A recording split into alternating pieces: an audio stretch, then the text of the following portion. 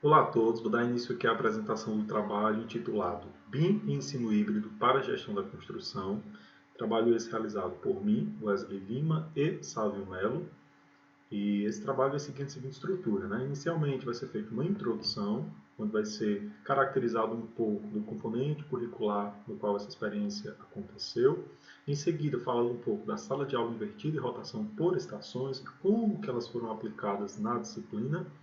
Em seguida, falado sobre as competências BIM desenvolvidas e, por fim, as lições aprendidas.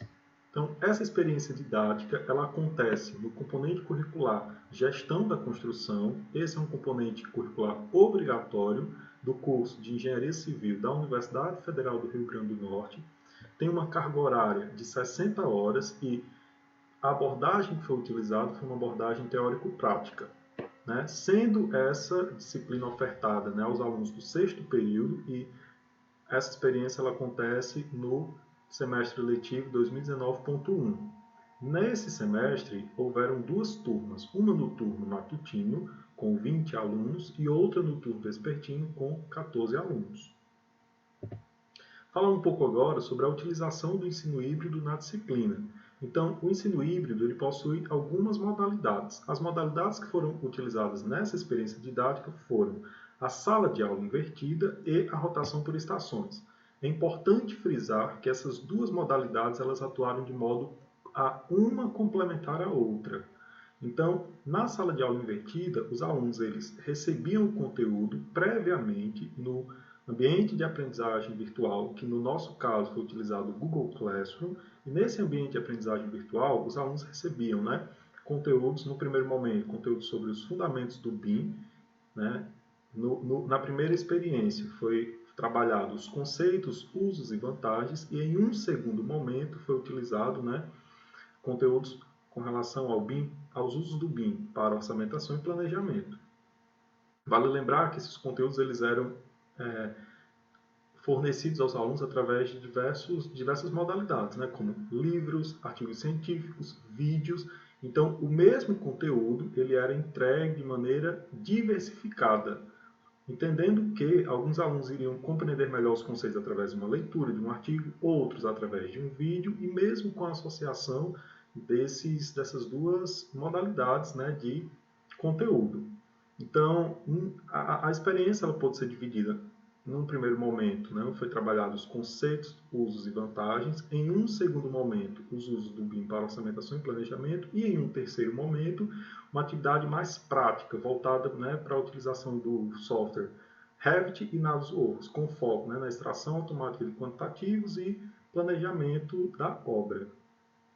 Então, eu vou exemplificar aqui um pouco agora a rotação por estações. Então, a rotação por estações ela foi aplicada para trabalhar os fundamentos do BIM. Então, num primeiro momento, onde foi utilizado conceitos e vantagens, os alunos receberam esse material com antecedência, tiveram a oportunidade de estudar e, no momento presencial, eles aplicaram o que foi estudado sem ter nenhum contato prévio de explicação por parte do professor, né, dos professores da disciplina, e eles tinham que participar das atividades, né, da atividade de rotação por estações. No que consiste a rotação por estações? É uma metodologia onde a gente tem estações de trabalho bem definidas, né, e todas as tarefas que são realizadas nessa estação, elas são relacionadas com o conteúdo, né, a ser trabalhado, que no nosso caso eram conceitos, usos e vantagens do BIM. E daí eles tinham que passar por cada uma dessas estações, que tinham essas tarefas bem definidas, em um tempo fixo de 15 minutos. E daí os alunos eles foram divididos em 4 grupos, esses grupos foram escolhidos aleatoriamente. E daí cada um dos alunos tinha que passar por cada uma das estações de trabalho, desenvolver um produto nessa estação relacionado à atividade que era proposta, e de modo que todos os grupos passaram por todas as estações. Na estação número 1, eles tinham que trabalhar com a dramatização. Então, eles precisavam fazer uma dramatização sobre o conceito, usos e vantagens do BIM. Na segunda estação, eles tinham que desenvolver 2 mapas mentais. Um mapa mental sobre o conceito de BIM e um segundo mapa mental sobre usos e vantagens. Na estação número 3, eles tinham que produzir um vídeo sobre os usos do BIM. E na quarta estação, eles precisavam criar de modo bastante simplificado um plano de implementação. Então, eles iam, criar um plano de implementação de BIM para uma empresa que até então não sabia nada sobre BIM. Então, eles tinham que trabalhar todas as atividades de modo colaborativo e em grupo. Então, nenhum aluno podia trabalhar isoladamente, nenhuma das atividades. Eles tinham que realizar essas tarefas e entregar todas essas tarefas, no primeiro dia. E no segundo encontro da disciplina, dentro da mesma semana, eles tinham que apresentar cada um desses produtos. Então, no dia 1, eles geravam os produtos e no segundo dia eles apresentavam. E um outro ponto importantíssimo da rotação por estações acontece nesse segundo momento, que é a etapa de socialização e discussão.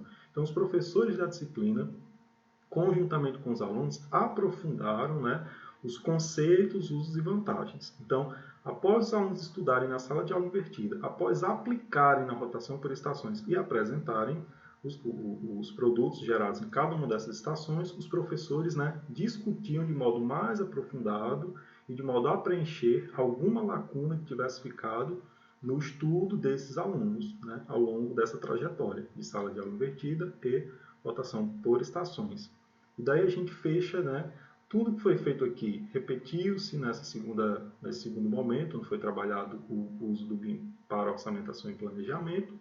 E num terceiro momento, eles tinham que assistir essas videoaulas e aplicar o que eles estudaram nessa videoaula num modelo que eles estavam desenvolvendo, ao longo da disciplina. Então, o projeto final da disciplina era fazer o orçamento e o planejamento de uma obra, de um projeto, residencial de pequeno porte. E daí eles tinham que fazer a modelagem, da arquitetura e fazer a extração de quantitativos dentro do modelo BIM.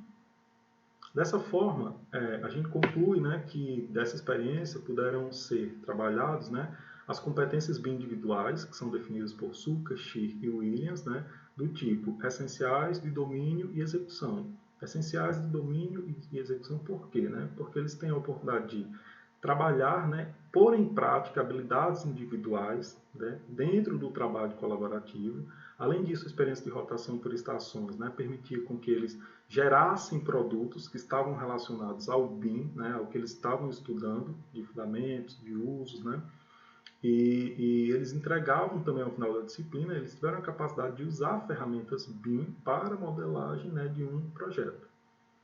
Com isso, algumas lições aprendidas que a gente teve dessa experiência didática foi que existe uma estreita relação entre o ensino do BIM e a utilização de metodologias ativas, uma vez que as metodologias de aprendizagem ativa, e nesse caso, o ensino híbrido através das duas modalidades que foram trabalhadas, elas fortalecem, a autonomia dos estudantes e fomentam o trabalho colaborativo, o que é essencial para uma implementação BIM.